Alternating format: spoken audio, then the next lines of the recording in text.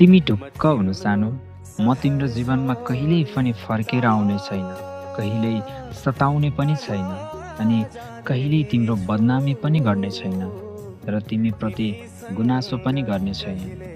स्मृतिका पानाहरूमा म आफै अल्झिरहनेछु, तर तिमीलाई अल्झिन दिने छैन। यो गोलो दुनियाँमा भेट भएछ भने पनि नचिने झैँ गरिदिउँला। तिम्रो भविष्यमा कुनै छलकपट गर्ने छैन। तिमी ढुक्क भएर आफ्नो पाइला अगाडि बढाउनु। तिमीलाई मन दिँदा के पाएँ के गुमाएँ भन्ने कुराको लेखाजोखा भावी दिनले नै निर्धारण गर्ला। बाँकी भाग्यको रेखा कोर्ने कलमलाई नै जिम्मा दिए। म तिम्रो सहर छोडी टाढा